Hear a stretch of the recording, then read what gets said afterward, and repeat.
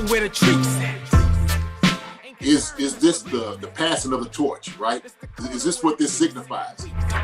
It comes down to that front office and what they feel is most important. The champ is here. We've touched down from a higher plane. Why you made it here? We always look forward to that week because it was always intense. You know that we ain't coming back. We about to. The man, the myth, the legend, Dante Hall. My favorite player growing up was Dante Hall. I love you guys in the show, but Dante was my guy. Get to dashing because you done on the warfare.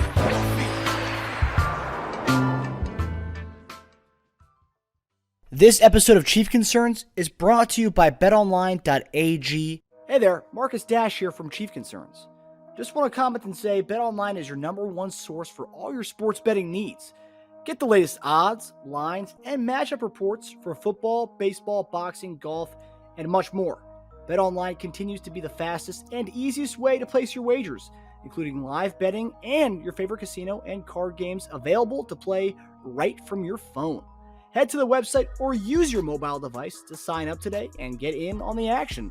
Remember to use promo code BELIEVE, BLEAV, for your 50% welcome bonus on your first deposit. Bet online, where the game starts. Hey guys, welcome to another episode of Chief Concerns. Last week, they said the Bills were depleted. They were injured. 2 weeks ago, they said it was too cold. Miami couldn't play in there. Everyone expected Miami to lose. This week, they said it was Lamar's time. Well, guess what, JD? The Chiefs are going back to the Super Bowl, okay? Back to the Super Bowl, baby. Yes, sir. Yes, sir. Yes, sir. Back to back. That's what it is. Back to back. Hey, Vegas, look for us. We coming. We already knew we was going. We was already getting ready. We already had our tickets, already put together. So we know this. This is what we represent. Sure, this right here is my grandson. Hey, look. Go ahead. Show him what you got. What you got on you? Patrick Mahomes jersey. That's right. That's how we do it, baby. Oh, yeah. The real one's got him. The real one's got him. I don't have mine on, but I got mine right here, buddy. Me and you. That's how we roll. Yeah, that's how we've been doing. We've been watching, man. The game was such an exciting game all day. It was just, play after play.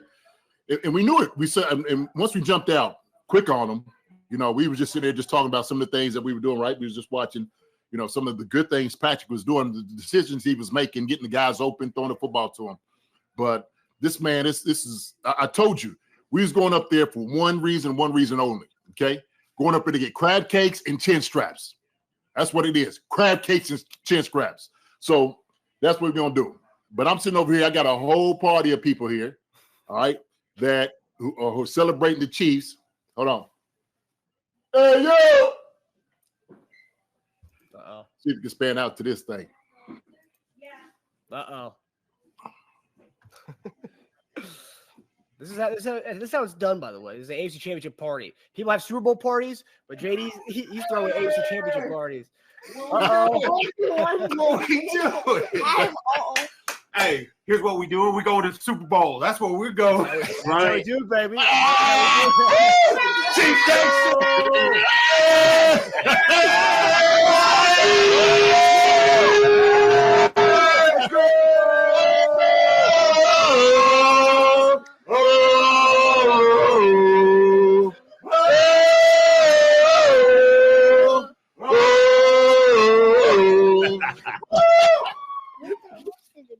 Yeah, everybody's celebrating this. It's my daughter. Her birthday was Friday, so they're doing a theme, kind of like a fantasy type, fairy type of birthday, doing a paint and sip. Okay. Paint and sip. So there's a lot of people over here.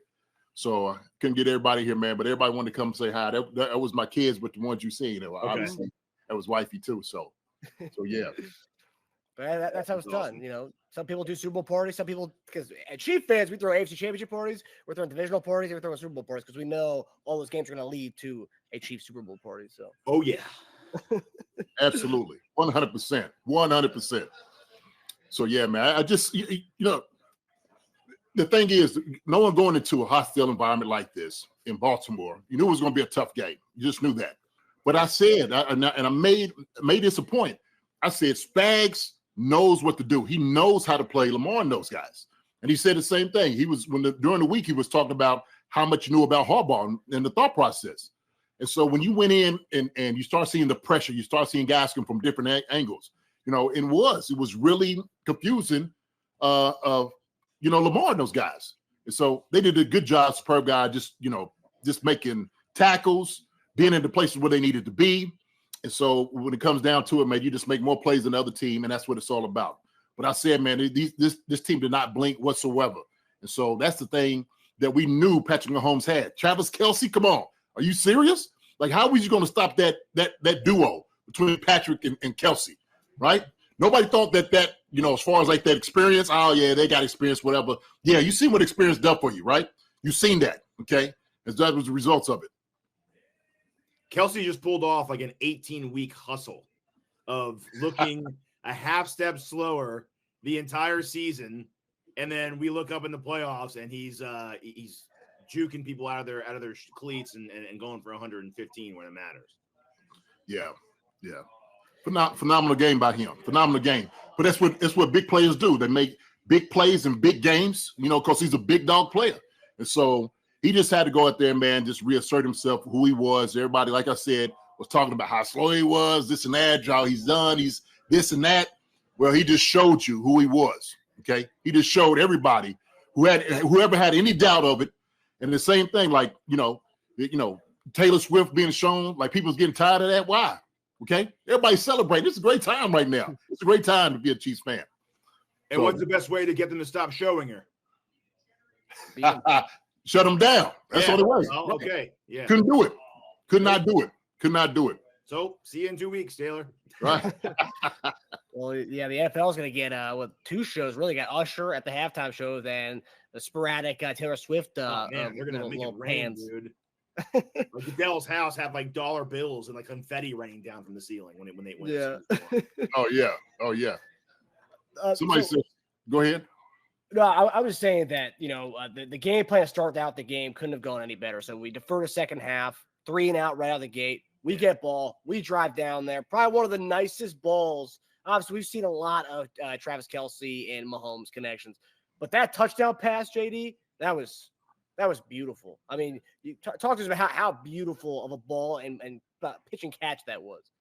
Oh man, I mean, gorgeous. But this we've been seeing, Patrick, just the laser focus that he had. Like he was throwing some balls in there, man, and just like pinpoint accuracy. And so when you talk about the things that Patrick has, the intangibles, it's like staying cool and collective in big games like this, certain positions, and just having the experience. But yeah, man, you're talking about a beautiful ball. That's what he was throwing. He had a lot of that today. And so he was just, like I said, methodically just going through some of the things that he was doing, how to dissect the defense and just picking them apart. And so obviously, we looked at, some of the holding calls took us out of, one of the touchdowns away. Yeah. But at the end, it didn't even matter. So bad calls, I think, by the way, anyway, on both of those, to be honest with you. It did matter because I didn't get the Rice prop because of that catch got called. Whatever. It's okay. Yeah. Yeah, it looks like all of them hit. Well, my Rice went in over 23.5 points. That didn't hit. My Rice one, that was it, though. Yeah. Didn't matter. It's funny because it almost looked like a blend of a couple years ago Chiefs offense mixed with like new school Chiefs defense. So we kind of had the classic from like a few years ago where we would come out really hot and then we would kind of sit on a lead and then the other team would slowly just come back and they tie it and then Mahomes would wake up and like kick a field goal or score a touchdown to win the game. This was it was that start, but the new Chiefs defense. So we had the hot start offense and then the Chiefs defense ain't like it was. No comeback coming. See you, buddy. There, pal. He's scrambling. He's gonna shut the door for me. Oh, too much noise. That's a good grandson right there. Yeah, but we shut the door on him instead of allowing a comeback because we didn't do much offensively in the second half. Oh, sit right here. Hold on. Let me get my little. Let me see Popeye's up. Yeah. Oh wow, just like that, huh? Oh, I didn't know that. Wow. Huh? I didn't know it came down like that, You got on a pull down? Yeah. Yeah. Wow. It's all about my boy Bob, man. I told you Bob put it together. I didn't know it pull down like that. Yeah, Pull down, man. I thought it was a frame that just sat behind you. That's what I thought. Big time. Yeah. You're not That's kidding awesome. around with that thing. Not playing around, man. No, you're not. When you have something look that good, you got to make sure it's right. Oh, yeah. You got to make sure it's right. Easily accessible. That's not something you take off the wall. You have to just pull that down and up. That's right. Yeah. Yeah, that would come off. Oh man. Talking about that, so obviously offensively, we look so good first half. I mean, just kind of, the third longest drive in the Patrick Mahomes era. So I thought that was great. 16 plays, 75 yards, 9-minute drive. That was like a mix of, kind of the – honestly, Teja, that drive specifically looked like an Alex Smith Chiefs drive from back in the day where we would kind of like matriculate the ball down the field. And that's what it looked like, but in the new Patrick Mahomes kind of twist on it. First half looked great. Second half, and obviously our defense, we know our defense dominates second half. So outside that touchdown they had, second half, combined scores 3-0 Baltimore. They scored 3 points. We had 0 points. A lot of 3-and-outs in the second half. And I saw your tweet, JD. You talked about you didn't really like the lulls that was going on in the second half. And I was kind of getting scared by that. I was like, at some point they might score a touchdown here. But luckily our defense just, everything we talked about finally came together. First half offense was back. Defense played a 4-quarter game. But what did you see offensively what was different? What did they do differently against us that stopped our offense from moving the ball down the field in the second half? And what didn't you like what you saw in the offense in the second half? I think we were just kind of taking it laissez-faire a little bit. It just didn't seem like we were like attacking like we should have. Like we didn't, like the first half, we were on the attack, and you knew like he was trying to push the ball down the field. And I think it was part of our problem because we didn't try to push the ball down the field the second half like we should have. It was good that we got that last throw. I think that play, to be honest with you, was probably there all game. Probably, especially the second half. And so we try to play a little bit more, throwing to the back out the backfield. Patrick was kind of getting to him a little bit late. But I think if we would push them deep, come back, some curls and whatnot, we easily could have hit them a little bit better than what we did. It's almost like the same to Justin Watson, him going in motion and coming and catching that football. I didn't see enough of us running motion with our wide receivers or Kelsey to get open. I didn't see enough crossing routes that we were doing that Rice can really get, kind of get open and do his due diligence on things, right? And do his damage. And so some of the things I just didn't like. I didn't like some of the play calling, like in the series, some of the runs in itself as well. Should have been happening a little bit more play action, maybe under center to open these things up. And so that's what I was kind of upset with it, because I'm just saying it looked like we just went in from a whole different game plan second half. It really did. And I couldn't understand it. I couldn't quite understand what the thought process was as far as what you want to attack with this defense, because they were still giving you zone, and then they give you a little bit of man. What do you do with man? You run a lot of pick routes, crossing routes. Those are the things you do, right? Flood, all those things. You got Kelsey, you got Rice. We got guys that can win one-on-one. And so I just didn't feel like we took advantage of that the second half. What do you think? Harbaugh said it real good. They did a better job of clamping, filling the run gaps, and then clamping the screens, the quick passes. And they did a better job of that in the second half for sure. And we weren't really throwing a lot of balls even past the line of scrimmage. Most of them were just quick drops. And what was even harder was Creed kept throwing those damn snaps into the dirt. So that took a little time off the ability to get the ball out of Mahomes' hands even quicker, especially on a quick little screen like that. Right. So we talked about that, JD, that because it's been a kind of a continuous thing all throughout the season. It's been sporadic, the low snaps, but it seems like the last 3 weeks, and I thought I was attributing to the cold weather, maybe Miami or Buffalo game. But this game, we saw the low snaps happen a lot. Obviously, slick weather out there, but it's been happening a lot this season. What do you attribute the low snaps to? Probably him not following through. It's him probably thinking about blocking in the blocking scheme, trying to get up on your man quickly, especially when you have and look, these last 3 weeks, he's had some monsters in front of him. Okay. So we gotta make sure that we, trying to give him a little bit of grace there. But here's the thing though, Patrick was able to get each and every one of them. Yeah. So he knows, for a quarterback to know your center, that sometimes they might be a little bit low, whatever. Patrick was still, look, he's a baseball player, right? We keep saying that. He's a baseball player. My grandson, he's a baseball player. That's why I tell him all the time. But he was getting low. He's catching the ball, pulling it up, and getting the ball off. But like you were saying, Teja, that throws the timing off of the quick routes. Like when you're talking about doing curls and the hitches and stuff, like you need immediately to get the ball out of your hand. Mm-hmm. So I just think we didn't attack the spacing the second half like we should have. And so because we do run a whole lot of screens, right? Wide receiver screens, running back screens, tight end screens, they were playing that. And I guarantee, like somebody says, S. Peterson says, very conservative second half. No doubt about it, conservative. And I think we should have just had a more of an attack approach. Like we could have blown this team out of the water the way our defense was playing. Seriously, we should have went up easily 24-7 on these guys. Easy. And so, it just seemed like we let these guys hang around a little bit too much. And I hate when you let teams like this hang around, especially a talented team as Baltimore has, right? And so you start seeing at the end, they started hitting some of the deep routes, throwing to the wide receivers. But what about that one, man? Like, just bad play on Zay Flowers. Like, dude, act like you've been – see, that's what I'm talking – that's the experience. Like, act where you've been, like you've been somewhere before. Because you hurt your team by doing that. And then all of a sudden you get down there, guess what? Karma. You come down, trying to put the ball in. That's a great play, just stripping the ball away, right? And so it wasn't us this week. It was us last week, McCole, but now it was Zay this week. But that was a heck of a play. That was a heck of a play. But all those things, man, affects the team, especially in a game like this. You cannot make mistakes. You just can't, especially with the stakes are this high.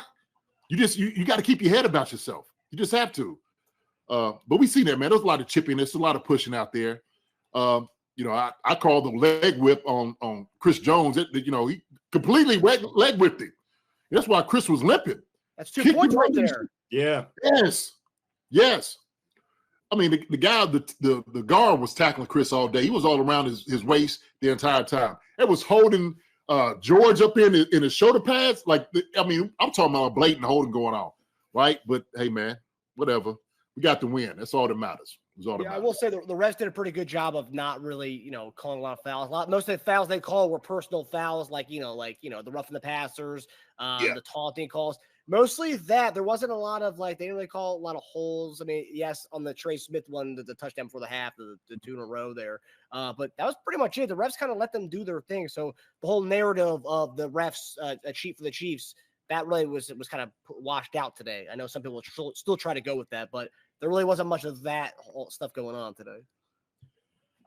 Since we're talking offense, I was curious, JD, we could have taken the points and gone up 10 earlier on in the game, but we go for it on that 4th and 1 play there where a lot of people thought we should have challenged it. I think they came back from a commercial break and they said that it was still short. It was a good spot. What did you make of that play call? I wasn't mad at it. I really wasn't mad at it. I just probably would have preferred having a lead blocker. And I'm just trying to use from memory how it all worked out. But it seemed like we were coming downhill with Pacheco, but it didn't seem like we had anybody lead and kind of open up the hole a little bit.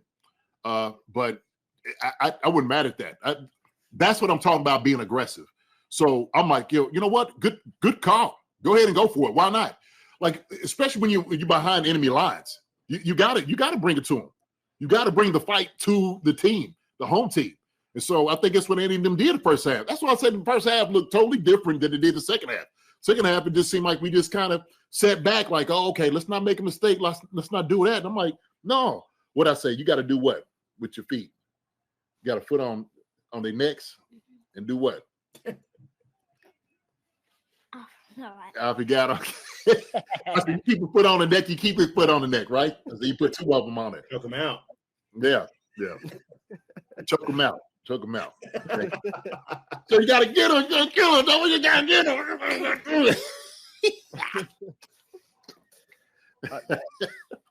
So, Teja, what did you notice offensively in this game, or the play call that we're talking about? Yeah, I was just gonna say too. It's funny about the second half is as conservative as we were, and as effective as their defense was, we still beat them in time of possession in the second half by over 3 minutes. So considering, I think 3 of our drives went for under 10 yards, and that last one was by far our best one, and it was a kneel down drive. That was our 50. That was our longest drive of the second half, 50 yards. I think our other longest drive was 32 yards. The other one went for 7, 4, and 7. So we have 3 under 7 yards or less. We still beat them by 3. Even if you take that last drive out of the game, actually, let's say that net drive never happened. We still beat them by time of possession by over a minute. So kudos to them for even like making the time go. We knew our defense is really good and it could slow them down enough to the point where they're not going to be able to score as many times as they need to score. Snead, I mean, is that justice for that McCall Hardman fumble from last week or what, man? I mean, my goodness. That was incredible.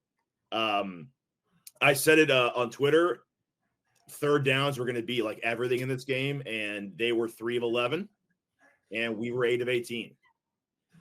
Neither team can convert third and longs. I think they combined for 0-7. I think we were 0-5. They were 0-2.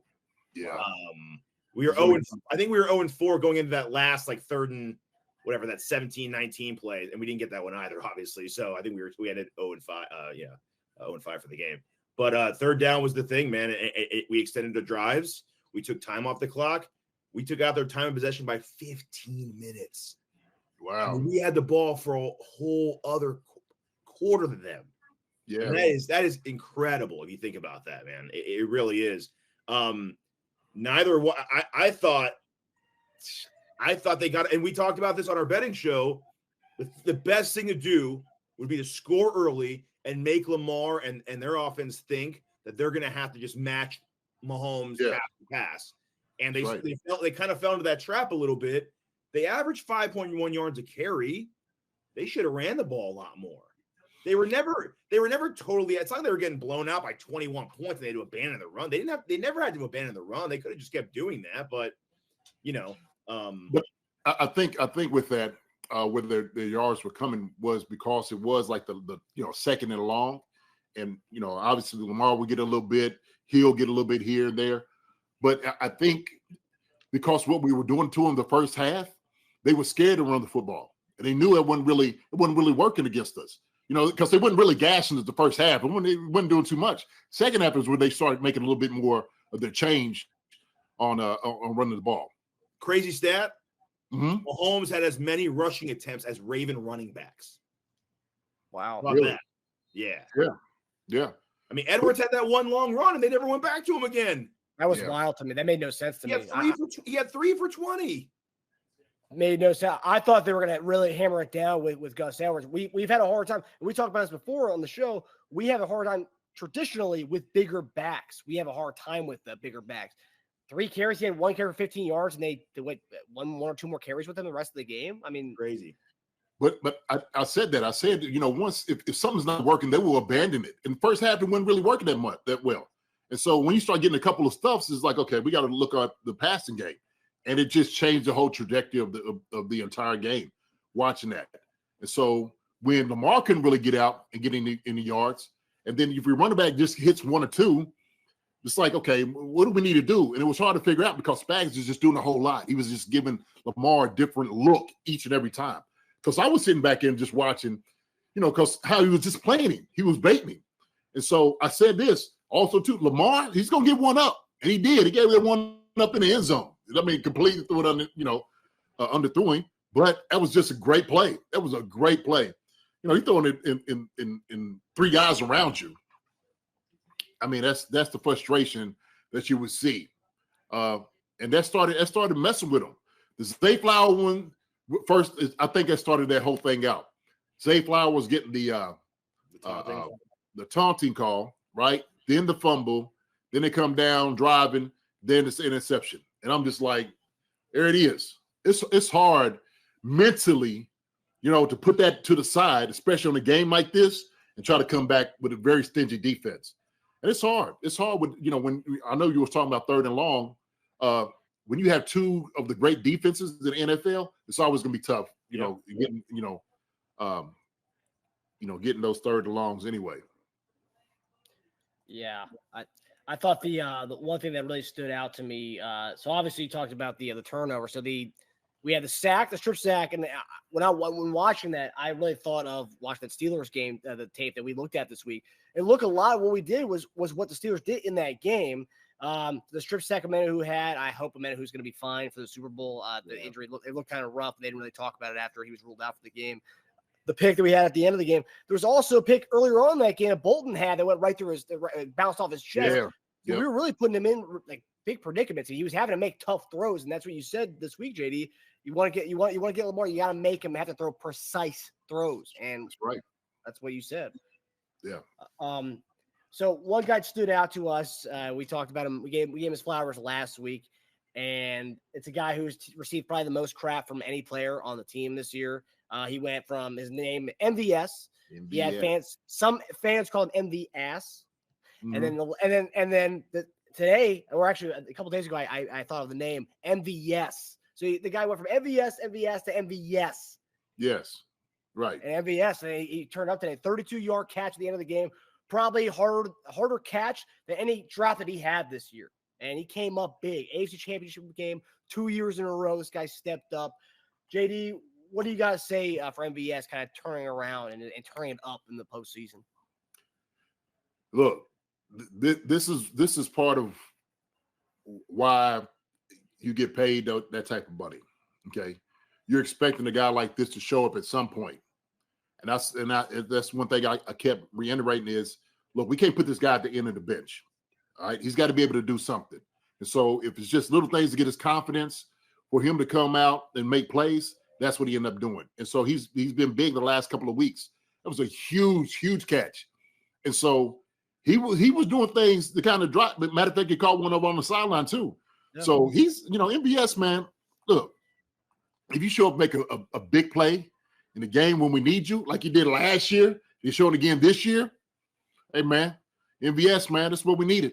That's exactly what we needed. We need everybody. We need everybody to put in to contribute to what they're doing for this win, man. And MVS, man, it's good to see him getting this type of glory. Like you said, getting his flowers right now, all right? Because he's had a rough year, but that doesn't matter. Right now, playoffs is a whole different season. That's how it works.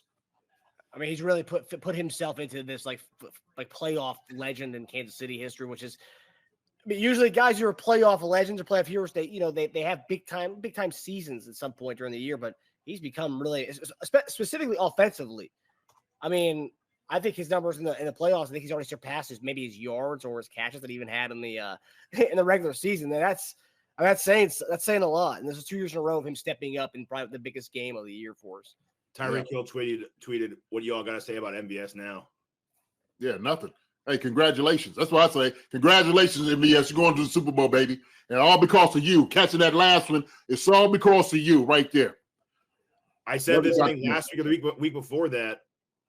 Big-time postseason performances erase all regular season memories. And that's just how it is. And one big play, let alone, two big games, I mean, that erases 18 weeks. They're all gone now. No? That's a little bit too far. No. I just think that because of how rough it was that he was having at the very first. I'm not saying I'm going to sign to a long-term. No. Crazy here. No. I'm just saying because it's the ball's coming. I'm sure people were holding their breath like, oh, he catches it. Like, oh, right. It's, one of those things. But look, I agree with you. Like the things he did now, it's like, look, we've seen that you do have the talent. You can do things and make plays. And so we can celebrate that. We can celebrate those things. Now, the criticism that was coming early, and I get how people were viewing it. Some thought he was kind of lackadaisical in his approach, maybe not as apologetic as he should have been. So a lot of people won't let that go. I agree with you, Teja. I get it. We forgive. We're not going to forget. How about We're not going to forget. We'll forgive. Yeah, some of those things. Right. What? It's funny what you just said too, like about holding it breath. I felt like towards the end of the season, he was holding his breath when the ball was coming to him. I felt like he was almost locking up when the ball. He's like, "Oh, shoot! I gotta catch this." And I felt like in the playoffs, it was like a reset. He was just kind of playing ball. Loose. Yeah, he was loose out there, man. Yeah, the last year, the playoffs, he was loose. I mean, I got this. I got my ball. I got this, and he got it. Before we switch topics, I just want to. I was Omenahu said I'll be ready for the Super Bowl. First of all, oh, that's good. Great news. Second of all, OBJ Senior just said, "Get my son a target, or I'm releasing the tapes." And then afterwards, you said, "My son deserves better quarterback play than that." You set him up for failure. Are you serious? No, you kidding? You kidding, No. man? No, sir. Wow. You hear it? Talking So- about OBJ. Said his dad said he needed to get the football more. What do you think? You don't know? Apparently, OBJ went into the locker room at halftime, like throwing his helmet, incredibly upset about having 0 targets in the first half. Get open. Get open. Hey, they threw the ball to him second half. He was still getting covered. Mm-hmm. Yeah. Yeah, he had one catch. So we threw the ball to you, didn't do anything with it. Well, OBJ, you decided the Chiefs were interested in you, the Rams were interested in you, but you decided to go chase the bag, which is fine. But then at the end of the day, don't get mad when it doesn't go right. I mean, if you want the targets, if you wanted the glory of the stats, you could have gone to a better situation than that. If that's what it was all about at the end of the day. You can't have it both, you know. Well, I don't think it was a bad. I don't think it was a bad decision. I think he was right to go because he knew he was going to be the guy in Baltimore at least. He was part of the reason why they're where they're at. But it's not like he was just blowing teams away all year. So it's not like OBJ was catching 90 balls. Wouldn't like that. So he could be upset all he want to be. Okay. I tell him, boy, you get open then. How about you get open and catch the football? Sure. It's got to be a fake account, though. There's no way that's real. It can't be. It's got to be a fake account. There's no way. There's no way. I can't confirm it either way, but I mean, it looked. It said releasing the tapes because he did it with Baker. His dad. That's why they said release the tapes thing. Because when he was in Cleveland, they released. See you, buddy. Say bye. Yeah. Later, pal. Bye. All right. Go celebrate the win, my man. Go Chiefs. Go Chiefs. Go Chiefs. Here you go. I mean, it might be him. I don't know, man. We'll see. We'll see how much. If it is real, it's gonna pick up a lot of traction in the next couple of days. So, yeah. Wow. I'm looking at this. Detroit's already scored a touchdown in the opening drive. Yes. San Francisco's driving right now. So right now it looks like could be Detroit in the end. A lot of people were trying to write it off and say San Fran was going to be San Fran KC rematch, but Detroit's really giving it to them. I want Detroit to win. Okay, two different things here. As far as a cakewalk of a better opponent for the Chiefs or the story of Detroit, who do you think we have a better shot against? Well, actually, three reasons. Those two, of course, right? Because their story, getting to the Super Bowl. Let's make it 4. Second one, I think it's probably a better matchup for us. Third, I want to get them back from the very first game of the season. Yep. Okay. And fourth is because Dan Campbell and the staff that they have up there, man, which is a lot of guys that played in the NFL. I like to see them do well. And so that's why I like Detroit. It's good for the city. And I'm I don't like San Fran. I just the whole, I felt like they's creating this narrative, Brock Purdy becoming the MVP and all these different things. I just didn't. That's why. That's it. Wow. So Detroit scored in their first drive, and then San Fran drove it down there and missed a field goal. So Detroit's up 7-0 midway through the first quarter right now. Wow. Yeah. All right. That's going to be interesting. That's going to be an interesting one. So just sticking back to the day, because obviously 17-10, this was a very defensive. People were trying to compare the Chiefs to becoming the New England dynasty. For early years, New England was very defensive focused. Then they moved to the second half of the dynasty of the Patriots. It became more of an offensive focused thing. It's becoming a little bit different here, where we started out offensively. Now we're becoming this defensive team, and maybe kind of a little mix of both. But today was a very gritty defensive game, and this is probably one of the most dynamic quarterbacks, if not the most dynamic quarterbacks we'll ever see in the NFL. And today we held them to 10 points. I think it was our lowest scoring output of the season. Lamar, we sacked him 4 times today, and I haven't looked back to see how many times you sacked that much. But 4 sacks, 272 yards. I mean, at one point in the game, he only threw 5 completions, and one of them was to himself.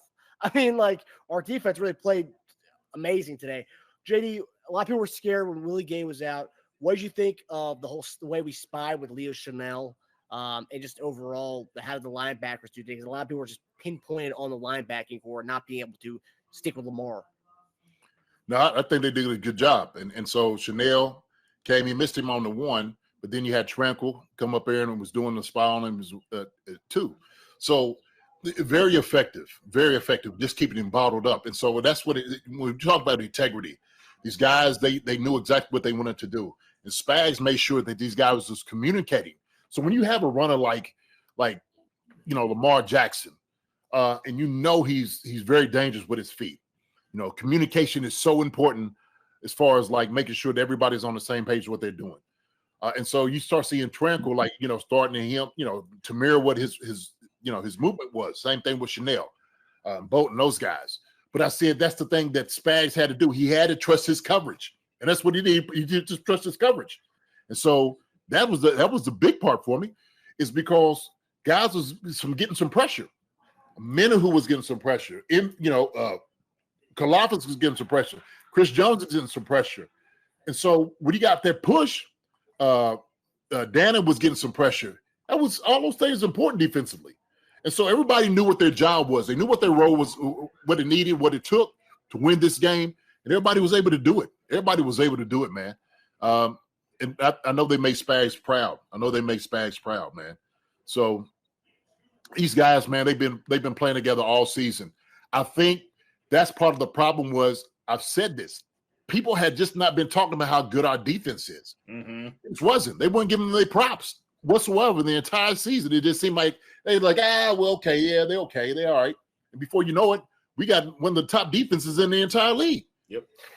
So that's what kind of enraged me, because we just really didn't bring guys on defense up. We didn't bring our defense into it. So to hold Lamar and them to that many points, come on, man. I mean, what else can you say? Who would you say is your MVP defensively for today's game? Oh, today for this game? Yeah. You know what? I'm gonna say the D line. That's the D line, the entire group, because they the ones that had probably the hardest job on their hands, and that was to generate pressure and push guys back. And I seen Chris Jones, I seen Kalafis get after it, I seen Charles Minhu get after it, I seen Danny get after it, I seen Warrington try to come in and do a few things. And so when they was picking their times when they needed to get back there, just to move Lamar a little bit, just to get his feet going, so he couldn't be comfortable just throwing the football and setting. So that's why I think our group up front, because I said for them, this was the challenge. If you get them, you stop Lamar, then you're going to win. And they did that. And that's exactly what I was looking for. They stopped the run when they needed to. So, and then the linebackers, of course. But, I mean, everybody played a good game. They did. Teja, who is your MVP defensively? I was trying to see if this is a season high for sacks allowed for Baltimore. So far, it's tied for the most that I've seen. I'd say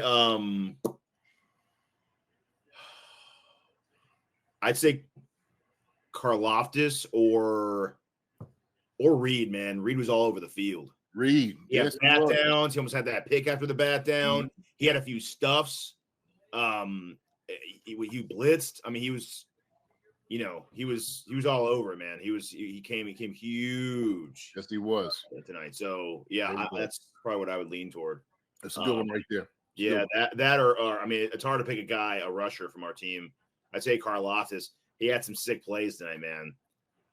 That hand move on that to get rid of that tackle on that one, that little swipe, that was sweet, man. He's learning. He's getting better. He's getting better game by game, year by year, man. He's going to be a problem. Yeah. It was awesome to watch. It really was. I think it's a combination of people underestimated our defense, and I think people also overestimated how poorly our offense has been. They almost expected old Chiefs defense to come back and play bad, and they expected new Chiefs offense to keep playing bad. So it seems like when everyone picked the Ravens, they almost picked like the worst version of both sides of the ball for us. They thought the offense would continue not playing well, and they thought the defense would start playing bad. And they haven't all year, so why would they start now? I don't even get it. I mean, yeah, we had some bumps and bruises with Buffalo when they were running the ball, but, you know, that's it. Like, we adjusted to that in the second half. So, yeah. I honestly, I think what my projected score was 27-17. I thought it was going to be headed that way in the first quarter. Actually, I thought it was going to be a really high-scoring game first quarter when we scored. It looked like it. And then they scored that bomb, the Flowers. I thought it was going to be a very high-scoring game. It wasn't that at all. Both teams combined for 27 points. So, yeah. But, yeah, I would say, yeah, combination of Karl Loftus, huge game for him today.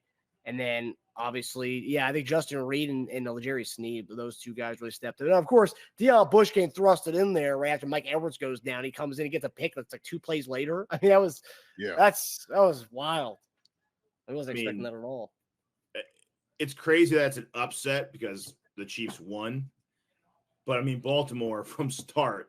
I mean, if you're a Baltimore fan, from start of the season to end of the season, they were such a dominant friggin' team. I mean, they killed other contenders. Like, they killed them. But like we said this in our betting show, like, we've been here before, and not enough talk about experience. Like, when the lights come on and Lamar's got all this pressure we've talked, he had a lot of pressure going to this game. Like, a lot. Yeah. And you know, I think even our mom was like, well, both quarterbacks have pressure. I was like, yeah, they do. But we've already won a championship. So that pressure automatically, that some of that air gets released out of a quarterback when he's already won one. You already got one. Your legacy's there as it is. Until you win one, man, your legacy is like incomplete as a quarterback, especially a two-time, unless they count playoff games, a 2-time MVP winner. To not win a ring actually makes it a bigger deal, right? Because then you might start becoming one of those regular season players and not a full big game winner in your career. And that's when your legacy starts kind of forming. It's unfortunate for them, but hey, I'm not complaining about that.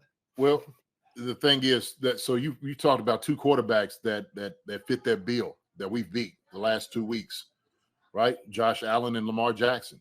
Those are two guys who, for all intents and purposes, have been hyped up so much about how good they are. Then all of a sudden, you know, they run into a buzzsaw with the Chiefs, and we put them to bed. Yeah, we put them to bed. And so he had a lot of, and we said it, we had a lot of pressure on him. Like you said, Teja, he had a lot of pressure on his shoulders. Shoot, Ryan Clark was coming out there, you know, we need for you to win. Different people, they putting all type of stuff. Yeah, we need for you to win and shut down Taylor Swift and Patrick Mahomes, you know, all of it, like everything he was just hearing, right? Highest paid quarterback in the game. You got to win it this one. And so I just think the pressure on him was real. And I think he felt that. He may not let on, but he's aware of it for sure. Oh, man. Yeah. Like I said, if he didn't hear it, I know somebody brought it to him like, hey, man, you know what they're saying? They said you got to win it for everybody. You got to win it so, you know, they don't show Taylor Swift on TV anymore. You got to win it for the city of Baltimore. You got to win it for, you know, so.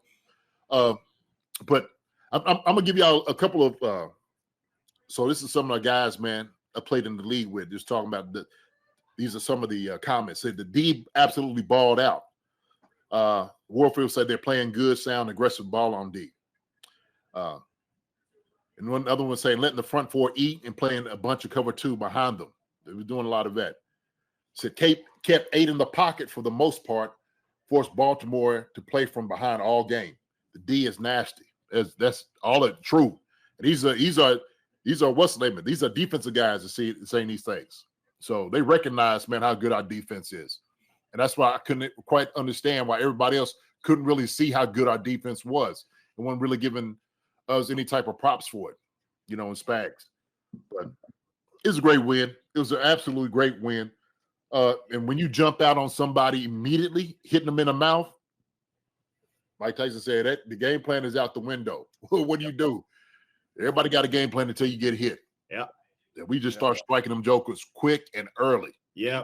We put them in a position that they've never been in all season, and we did it early, and we did it real early. That's right. That's right. That was vital. It's paramount to our success. Yeah, from the get-go. The 3 and out to set the tone from to deferring in the second half, then right away getting a 3 and out. And I think Romo, he was even questioned on us deferring right away. Like, no, I mean, like, no, we're going to stop them. We're going to get the ball back. We're going to score. And that's it. And that was the rest was history after that. 3 and out, and then setting up the tone for a 75-yard drive down the field to score. I mean, it is what it is. It was a nice way to set the tone. But yeah, so I guess now we're gonna leave you guys and let everyone get back to watching the NFC Championship to see where that goes. The Lions are up 14-0. First quarter is 2 minutes left in the first quarter. Wow.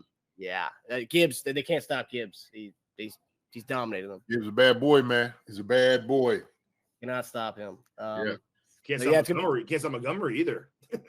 Yeah, can't stop anything really. They can't stop anything. And offensively, they're really not doing much. So. Yeah, it's going to be interesting. As of right now, it looks like we're going to play the Lions, but we're going to wait till Monday for JD. JD and I will talk about that a little bit more tomorrow. But they'll do for us. For everyone who is new to Chief Concerns, you guys can find us on YouTube, Apple Podcasts, Spotify, anywhere, Chief Concerns. And JD and I, tomorrow night, we'll be doing a live stream at 7 p.m. to grade the AFC Championship game and give a little bit of a preview to the Lions game or whoever we play. But that'll be more so for the next 2 weeks. We got 2-week buffer to get previews for everybody, JD. A lot of time. Oh, yeah. But that does it for us. Guys, love you fellas. Love everybody in the chat. We'll see you guys tomorrow night. Love you guys. Love you. Crab cakes and chin straps. Crab cakes and chin straps. No. Yeah. We ate, we seen, we conquered. Ah! How about those cheese? Yes, sir. All right, brother. I'll see y'all later, man. Love you, everybody. Hi, everybody. Thanks for watching. Subscribe here to get the latest from the show. Also, be sure to check out the best clips from Chief Concerns. And if you prefer to listen to the show, subscribe and follow us on Apple Podcasts, Spotify, and anywhere else you get your podcasts.